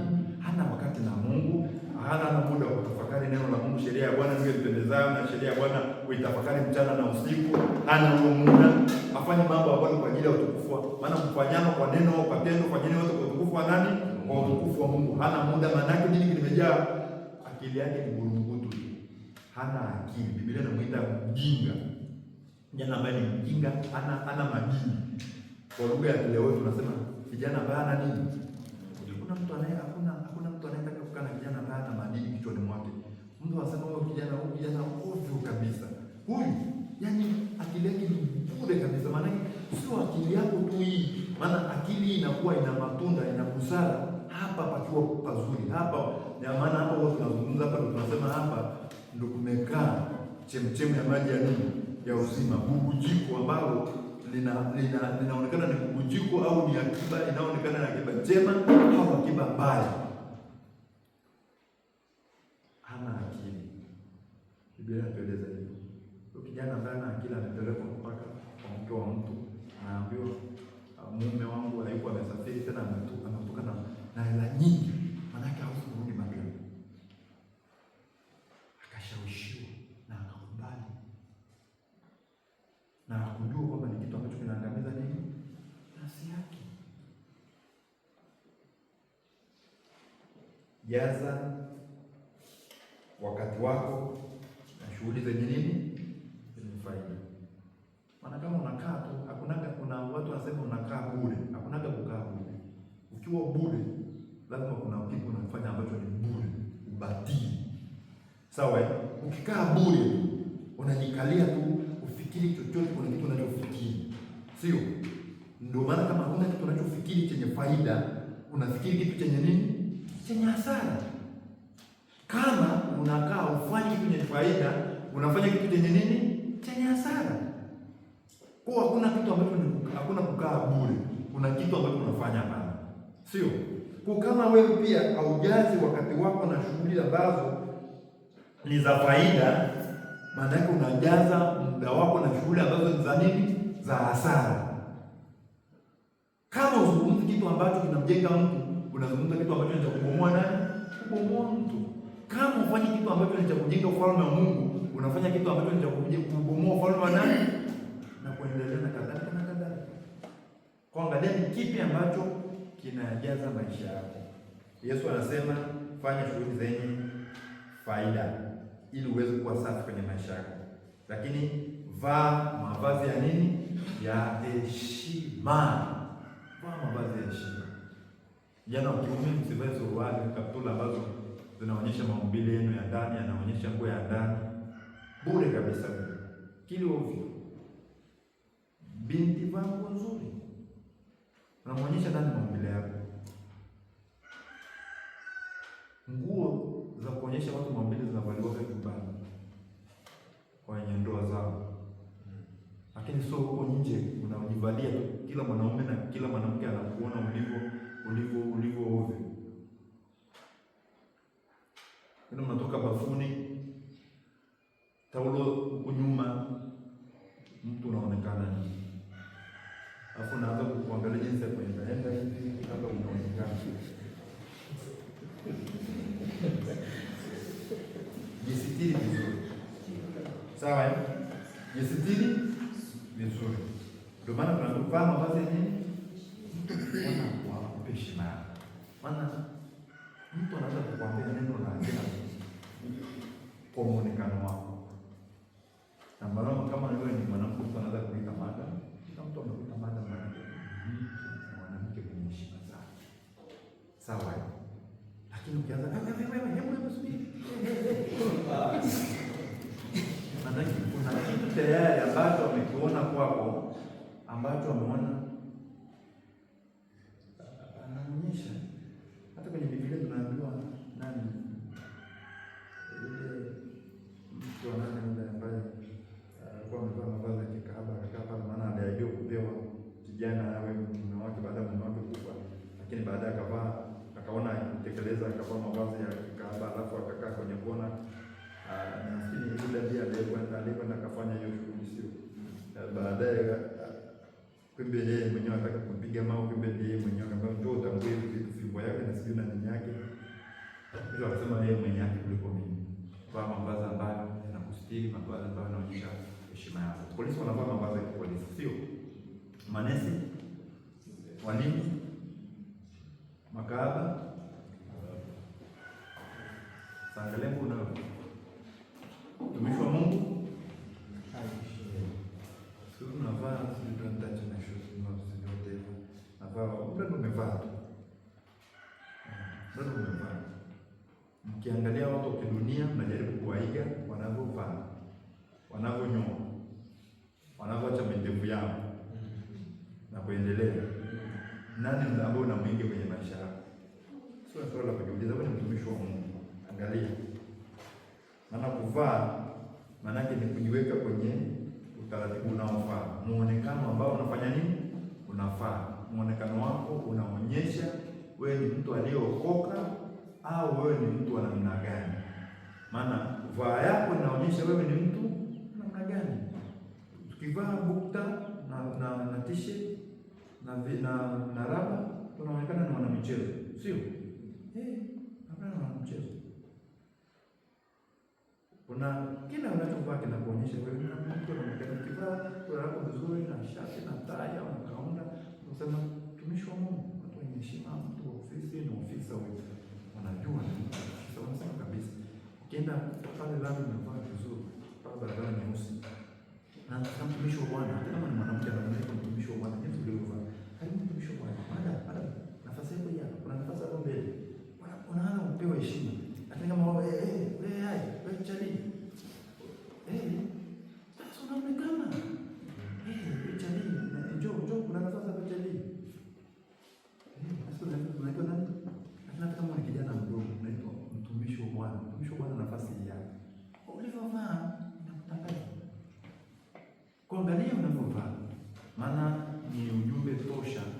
kwa wale ambao wanakutazama. Kwa tafadhali zingatia hayo ili uweze kujiweka safi ndani ya biashara. Kimbia vyanzo vya majaribu. Chochote kinachochochea tamaa ya ngono kinapaswa kuchukuliwa kama kitu cha kuepukwa. Jifunze kusema hapana katika shinikizo la kutoka kwa wenzako ambao wanataka kuingiza akili zako au wanataka kuingia kwenye akili zako. Jaza akili yako neno la Mungu. Sawa eh? Lakini pia jaza wakati wako na shughuli zenye nini? Zenye faida. Ili baada ya ule muda wako uvune. Maana Mungu hadhihakiwi, chochote apandacho mtu, Wagalatia 6:7 ndicho atakachovuna. Ukipanda kwa mwili utavuna uharibifu, ukipanda kwa roho utavuna uzima na amani. Kwa kile ambacho utakipanda ndicho utakachofanya nini? Ndicho utakachokivuna. Kujaza wakati wako na vitu ambavyo na shughuli ambazo zina faida. Lakini kuna jambo lingine ambalo pia linahusianishwa kwenye amri usizini. Dhambi ya ushoga ni dhambi. Kwa sababu gani? Dhambi ya ushoga au dhambi ya nini? Wanaitwa mashoga, lakini wao wanaitwa wasagaji. Wanaume ndio mashoga Kwa kwamba linatumika kama neno la pamoja kwa jinsia zote, lakini wanaume ni mashoga, wanaume kwa wanaume wanaoana ni mashoga, lakini wanawake kwa wanawake ambao wanaoana wanaitwa nini? Wasagaji.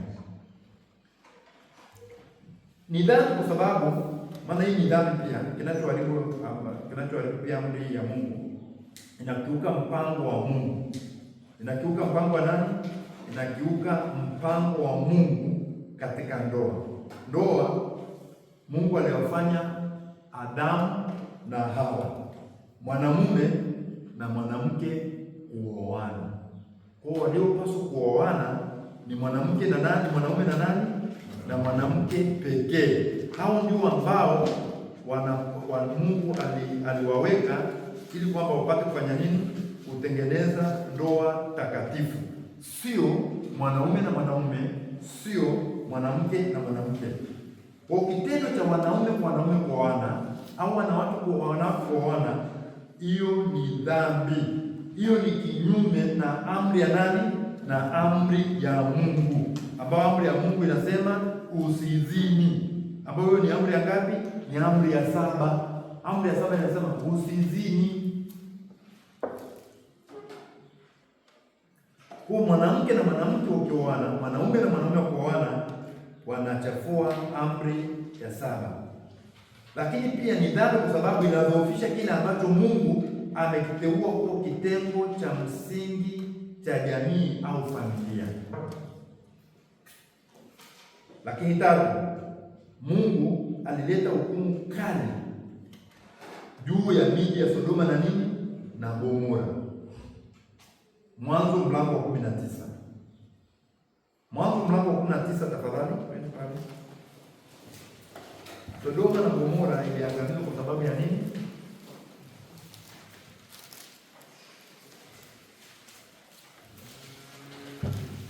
Sababu ya dhambi ya ushoga.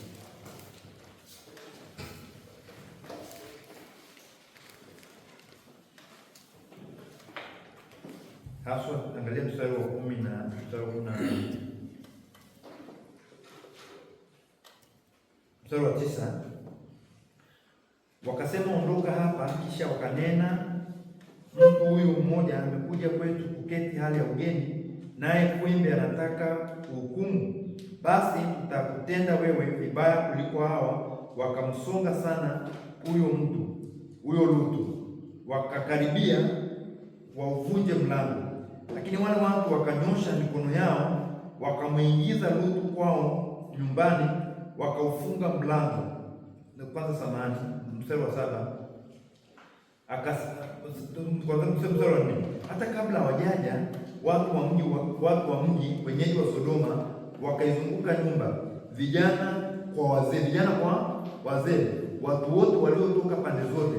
Wakamwita Lutu wakamwambia, wao wapi wale watu waliokuja kwako usiku huu? Watoe nje tupate kuwajua. Sio kuwajua majina yao, sio kuwajua na watu wa namna gani, waweze kulala nao, na hao kumbuka ni wanaume, tupate kuwajua.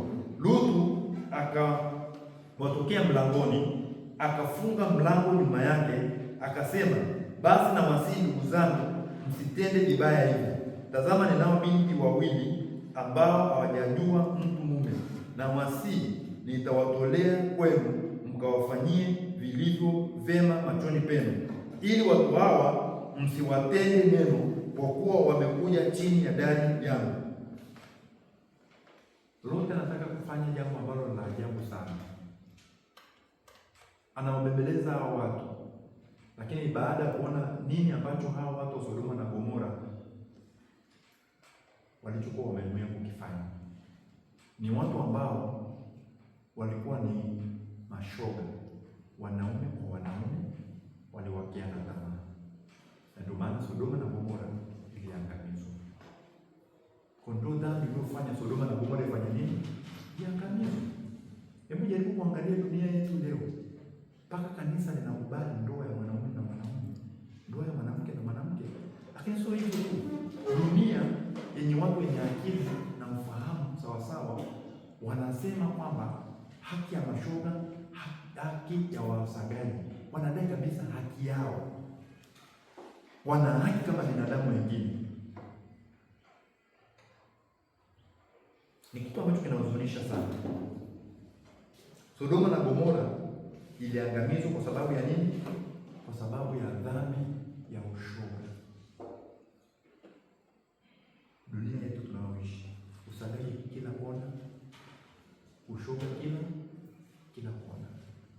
Saa yote dunia Mungu ataigeukisha, Mungu ataikunja kama ukurasa, itafikia mwisho wa dunia.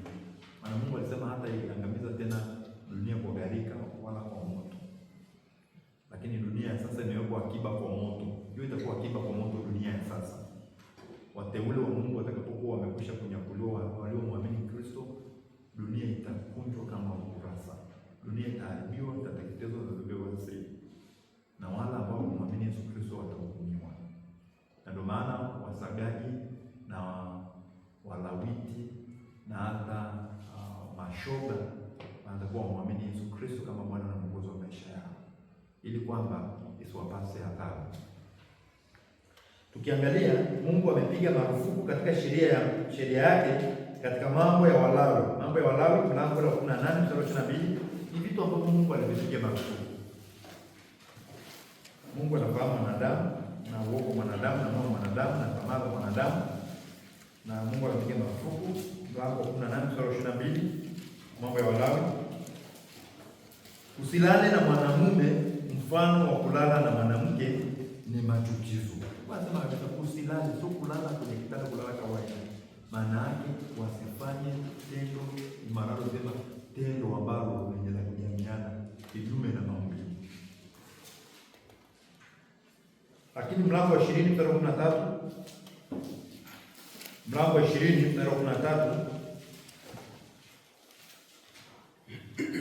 tena mtu mume akilala pamoja na mtu mume kama lalavyo na mtu mke, wote wawili wamefanya machukizo, hakika watauawa, damu yao itakuwa juu yao.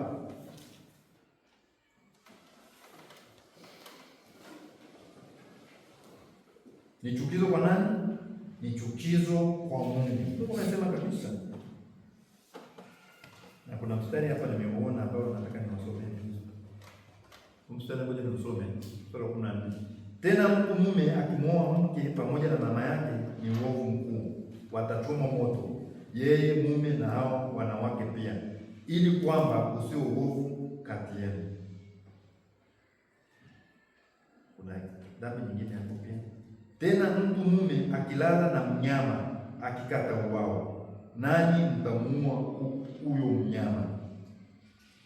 Mstari wa 16. Tena mwanamke akimkaribia mnyama yeyote na kulala pamoja naye, mtamuua huyo mwanamke na mnyama pia, hakika watauawa, damu yao itakuwa juu yao. Amen. Tutaendelea kusoma.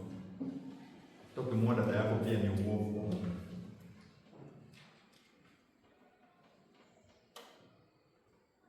mwa binti na mama yake, au kizini.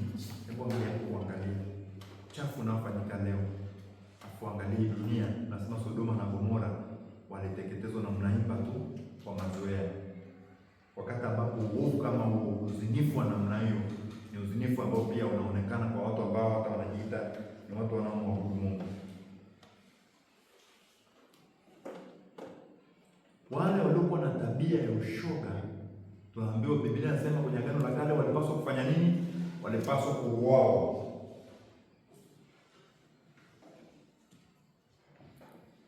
Ushoga ni ishara ya uasi wa mtu mwenye dhambi. Warumi mlango wa 1 mstari wa 26 na 27. Huo ni uasi. Mtu mwenye dhambi anafikia mahali ambapo anaasi, maanake anamkataa nani? Anamkataa Mungu. Ndio kila dhambi ambayo tunaifanya ni uasi kwa nani? Ni uasi kwa Mungu. Warumi 1:26 mpaka 27. Au nianze kusoma kwanza mstari wa 18 tafadhali. Kwa maana ghadhabu ya Mungu imedhihirishwa kutoka mbinguni juu ya uasi wote na uovu wa wanadamu waipingao kweli kwa uovu, kwa kuwa mambo ya Mungu yanayojulikana yamekuwa dhahiri ndani yao, kwa maana Mungu aliwadhihirishia.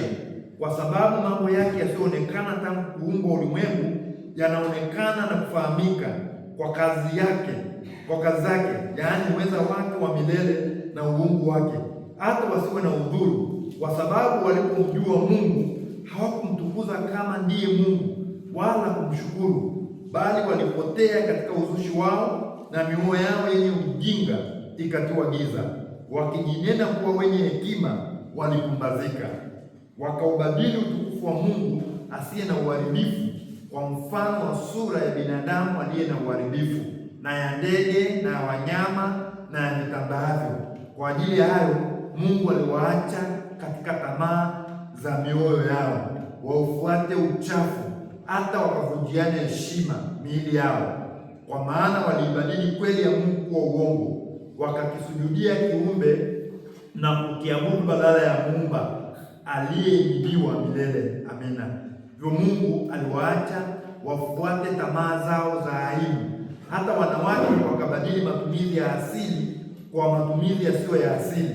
Wanaume nao vivyo hivyo waliacha matumizi ya mke ya asili, wakawakiana tamaa, wanaume wakiyatenda yasiyopasa, wakapata nafsini mwao malipo ya upotevu wao yaliyo haki yao. Wanaume kwa wanaume wakawakiana tamaa, wanawake wakabadili matumizi ya asili. Ni uovu, na ni uovu ambao unaendelea leo. Watu wengine wanalalisha eti haki, wanastahili haki. Haki gani wanastahili? Haki wanaostahili ni kuuawa. Haki wanaostahili ni kujisalimisha maisha yao kwa Yesu Kristo.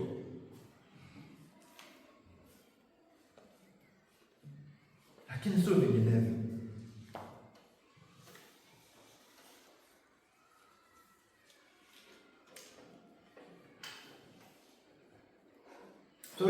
Kama walivyokataa kuwa na Mungu katika fahamu zao, Mungu aliwaacha wafuate akili zao zisizofaa, wayafanye yasiyowapasa.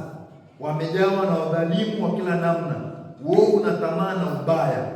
Wamejawa na usuda na uuaji na fitina na hadaa, watu wa nia mbaya, wenye kusengenya, wenye kusingizia, wenye kumchukia Mungu, wenye jeuri, wenye kutakabari, wenye majivuno, wenye kutunga mabaya, wasiowatii wazazi wao, wasio na ufahamu, wenye kuvunja maagano, wasiopenda jamaa zao, wasio na rehema, ambao wakijua sana hukumu ya haki ya Mungu, ya kwamba wayatendayo hayo wamestahili mauti, wanatenda hayo, wala sio hivyo tu, bali wanakubaliana nayo wayatendayo. Mashoga na wasagaji wanapaswa watubu na kumwamini Yesu Kristo kama Bwana na Mwokozi wa maisha yao, la imewapasa hukumu ya Mungu, maana wanachafua taasisi takatifu ya Mungu ambayo ni taasisi ya ndoa. Wanaume na wanaume kuoana kwa sababu wamemkataa Mungu kwenye fahamu zao. Unapomkataa Mungu kwenye fahamu yako, ndipo ambapo unafanya kila lililochukizwa, maana Mungu atakuachilia.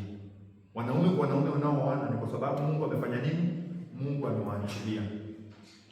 Na Mungu akikuachilia, basi utafanya kila kitu ambacho ni cha aibu. Tukiangalia pia Wakorintho wa kwanza mlango wa 6 mstari wa 9 na wa 10. Watu kama hao kama hawatatubu hawataingia kwenye uzima wa milele. Wakorintho wa kwanza mlango wa 6 mstari wa 9 hadi wa 10.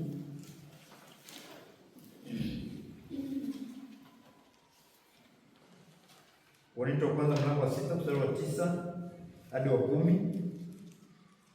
Au mjue ya kuwa wadhalimu hawataurithi ufalme wa Mungu?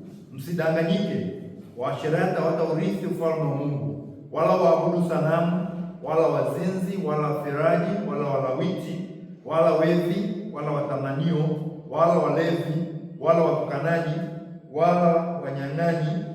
Na baadhi yenu mlikuwa watu wa namna hii, lakini mlioshwa, lakini mlitakaswa, lakini mlihesabiwa haki katika jina la Bwana Yesu Kristo na katika Roho wa Mungu wetu. Msidanganyike. Waasherati, mashoga, wasagaji na watu wengine wote wenye tabia za mwilini hawataurithi ufalme wa Mungu. Taurithi ufalme wa Mungu kama wakitubu na kumwamini Yesu Kristo kama Bwana na Mwokozi wa maisha yao. Sio tofauti na hapo. Lazima muamini Yesu Kristo kama Bwana na Mwokozi wa maisha yao. Tafadhali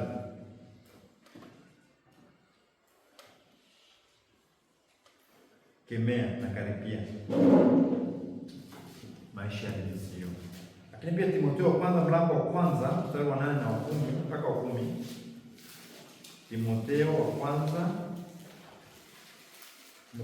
mlango wa kwanza mstari wa 8 mpaka wa 10. Lakini tunajua ya kuwa sheria ni njema kama mtu akitumia kwa njia iliyo halali, akilifahamu neno hili ya kuwa sheria haimuhusu mtu wa haki, bali waasi na wasio wataratibu na makafiri na wenye dhambi na wanajisi na wasiomcha Mungu na wapigao baba zao na wapigao mama zao na wauaji na wazinifu na wafiraji na waibao watu na waongo nao wapao kwa uongo, na likiwapo neno lolote linginelo lisilopatana na mafundisho yenye uzima, kinyume na mafundisho ya uzima, ni uasi kwa Mungu. Na hii watu ambao wameingia kwenye dhambi ya ushoga na usagaji wanajidhalilisha, wanajinyanyasa wenyewe na kunyanyasa wengine. Ndio maana wanapaswa watubu na kumwamini Yesu Kristo kama Bwana na Mwokozi wa maisha yao, sio vinginevyo. Kwa tafadhali, kwa kadri ambavyo Mungu atakusaidia, hebu waambie wengine Yesu anatosha. Yesu anafanya nini? Yesu anatosha. Wamwamini Yesu Kristo kama Bwana na Mwokozi wa maisha yao, ili Yesu awaweke huru. Yesu pekee ndiye ambaye anaweza kuwaweka huru. Hakuna mwingine anayeweza kuwaweka huru bali na dhambi ya ushoga. Kwa tafadhali, zingatia amri ya Mungu inayotuambia usizini. Amri ya 7,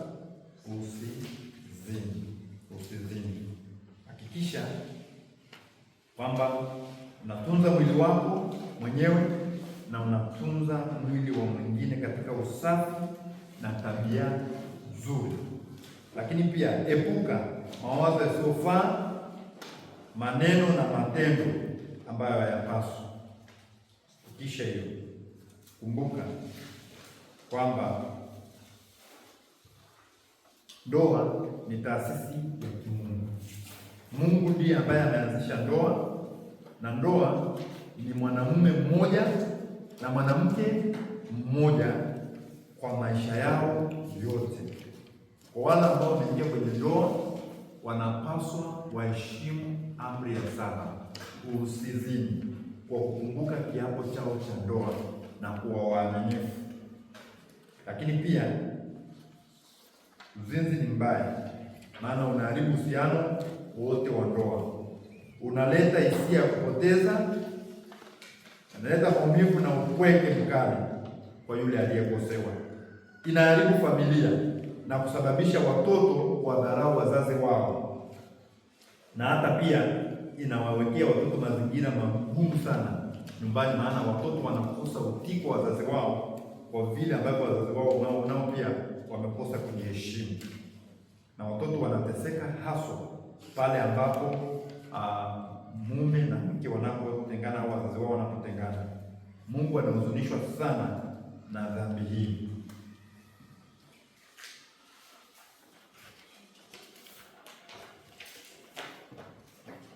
Lakini jambo lingine ambalo linaharibu ndoa ni muunganiko ambao hufai. Mtu ambaye anaamini na mtu asiyeamini naharibu pia mahusiano. Kwa tafadhali, ingia kwenye ndoa, ingia kwenye uhusiano wa ndoa mkiwa wote mnamwamini Yesu Kristo kama Bwana na Mwokozi wa maisha yenu. Lakini pia epuka kuangalia picha za uchi. Epuka kuangalia picha za nini? Epuka kuangalia picha za nini? Ndio. Mtu ambaye ameokoka, tafadhali kaa mbali. Kama huna matumizi yaliyo sahihi na mitandao ya kijamii, kaa mbali nayo. Mitandao ya kijamii sio kifungua kinywa.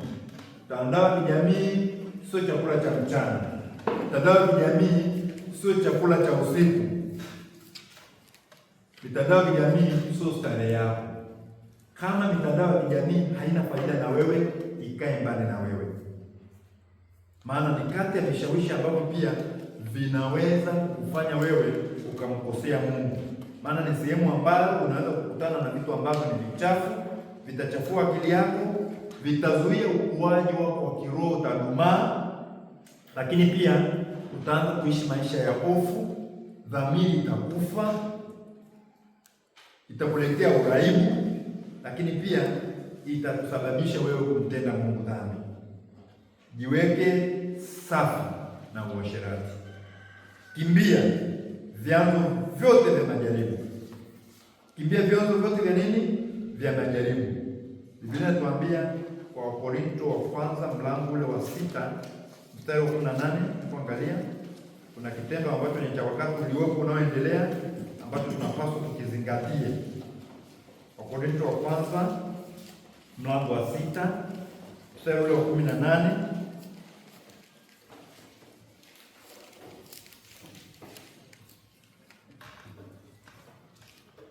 Ikimbieni zinaa. Kila dhambi aitendayo mwanadamu ni nje ya mwili wake, na yeye afanyaye zinaa hutenda dhambi juu ya mwili wake mwenyewe. Mstari 19, au hamjui ya kuwa mwili wenu ni hekalu la Roho Mtakatifu aliye ndani yenu, mliyepewa na Mungu, wala ninyi si mali yenu wenyewe, maana mlinunuliwa kwa thamani. Sasa basi mtukuzeni Mungu katika miili yenu. Ni maombi yangu na ni imani yangu kwamba yeyote aliyeokoka, mwanafunzi wa chuo cha Biblia, mtumishi wa Mungu, hautakuwa mtu ambaye utajiingiza mwenyewe kwenye maisha ya zinaa, hautajiingiza mwenyewe kwenye maisha ya kuangalia vitu ambavyo havipaswi, na utakuwa na nguvu ya kusema hapana. Utakuwa na nguvu ya kusema hapana kwenye vishawishi na mashinikizo yote ambayo yatakufanya wewe umtende Mungu dhambi. Jifunze kutoka Yusufu, lakini pia mwangalie Yesu Kristo, mwenye kuianzisha na mwenye kuitimiza imani yetu. Yesu Kristo ni muhimu sana. Mwangalie Yesu kila wakati. Je, hili linampendeza Yesu? Je, hili linakujenga ufalme wa Yesu? Je, hili litavuta wengine waje kwa Yesu? Je, hili litaharibu mwili wa Kristo? Kama litaharibu mwili wa Kristo, kaa mbali nalo. Kaa mbali nalo kabisa. Na hakikisha akili yako imejaa neno la Mungu. Iweke neno la Mungu moyoni mwako, ili usije ukamtenda Mungu dhambi. Lakini hakikisha shughuli zako zimejawa na nini? Shughuli zako zimejawa na shughuli ambazo, wakati wako umejawa na shughuli ambazo zina nini? Zina faida. Weka ratiba kwenye maisha yako. Mtu asiyekuwa na ratiba kwenye maisha yake ataruhusu ratiba nyingine ziingilie nini? Ziingilie maisha yake. Kwa hiyo weka ratiba kwenye maisha yako, kwamba Jumatatu ratiba yako binafsi, achana na ratiba ya chuo. Chuo kimekuwekea ratiba kama wanafunzi wa Biblia, kama ni mtumishi wa Mungu, kanisa limekuwekea ratiba kama mtumishi wa kanisa, lakini wewe mwenyewe kama wewe jiwekee ratiba kwenye maisha yako. Kuanzia Jumatatu mpaka muda huu ni kitu gani ambacho nitakifanya? Kuanzia Jumanne, Jumatano, Alhamisi, Ijumaa, Jumamosi, Jumapili, ili kwamba uweze kuishi maisha ambayo ni ya faida. Uishi maisha ya faida, lakini angalia jinsi ambavyo unapanga nguo zako kwenye mwili wako. Ni jinsi gani ambavyo wewe unapanga nguo zako kwenye mwili wako. Vaa mavazi ya heshima, lakini tulaani ushoga, tulaani usagaji, tuhubiri Kristo, watu waweze kumwamini Yesu Kristo, watu wamweke Kristo kwenye fahamu zao, ili kwamba wasiwe watu ambao watabariki ushoga au watapenda maisha ya ushoga na kuishi maisha ambayo ni ya laana na maisha ambayo itawapasa hukumu. Watu wasidhalilishe wengine na kujidhalilisha wenyewe, bali wamuinue na kumtukuza Mungu katika maisha yao. Hebu tusome tena Kutoka 20:1 mpaka 17 na baada ya hapo itakuwa mwisho wa kipindi chetu.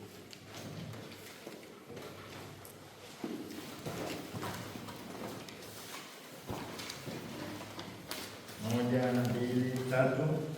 Mungu akanena maneno haya yote akasema, mimi ni Bwana Mungu wako niliyekutoa katika nchi ya Misri, katika nyumba ya utumwa. Usiwe na Mungu mwingine ila mimi. Usijifanyie sanamu ya kuchonga wala mfano wa kitu chochote kilicho juu mbinguni wala kilicho chini duniani wala kilicho majini chini ya dunia. Usivisujudie wala kuvitumikia, kwa kuwa mimi Bwana Mungu wako ni Mungu mwenye wivu, na wapatiliza wana maovu ya baba zao hata kizazi cha 3 na cha 4 cha watoto yao, nami na warehemu elfu wanipendao na kuzishika amri zangu. Usilitaje jina la Bwana Mungu wako, maana Bwana hata kumsaidia kuwa hana hatia mtu alitajia jina lake bure. Kumbuke siku ya Sabato itakase, siku 6 fanya kazi, utende mambo yako yote, lakini siku ya 7 ni Sabato ya Bwana Mungu wako. Siku hiyo usifanye kazi yoyote, wewe wala mwana wako wala binti yako wala mtumwa wako wala mjakazi wako wala mnyama wako wa kufuga wala mgeni aliye ndani ya malango yako. Maana kwa siku 6 Bwana alifanya mbingu na nchi na bahari na vyote vilivyomo, akastarehe siku ya 7. Kwa hiyo Bwana alibarikia siku ya Sabato akaitakasa. Waheshimu baba yako na mama yako, siku zako zipate kuwa nyingi katika nchi upewayo na Bwana Mungu wako. Usiue, usizini, usiibe, usimchumilie jirani yako uovu, usitamani mali ya jirani yako, usimtamani mke wa jirani yako, wala mtumwa wake, wala mjakazi wake, wala mume wake, wala punda wake, wala chochote alichonacho jirani yako. Amen. Baba yetu katika jina la Yesu Kristo, tuna kila sababu ya kumshukuru. Asante kwa ajili ya amri ya 7. Tusaidie Mungu ili tuweze kujiweka katika hali ya usafi miili yetu na hata kwa ajili ya jirani zetu, wale wenye ndoa heshimu ndoa zao, wale ambao bado hawajaolewa na kuoa wakajiheshimu, wakaishi maisha ya usafi, kajaza wakati wao na mambo ya Mungu. Neno lako likapata nafasi katika mioyo yetu, ili Mungu tusikutende wewe dhambi. Bariki sote na utusaidie ili tuweze kuishi maisha yanayokupendeza. Neema yako ikaendelee kuwa kuu katika maisha yetu. Damu ya Yesu ikaendelee kutuosha na kututakasa ili tukaweze kuishi maisha ambayo yanakupendeza wewe Bwana. Tunapotawanyika kwa kipindi kingine, baraka zako zikaendelee kuwa juu ya maisha yetu, ukaendelee kutubariki pamoja. Hata wakati mwingine tutakapoonana tena, tuendelee kujifunza amri zako. Ni katika jina la Yesu Kristo Baba tunaomba na kushukuru. Amen.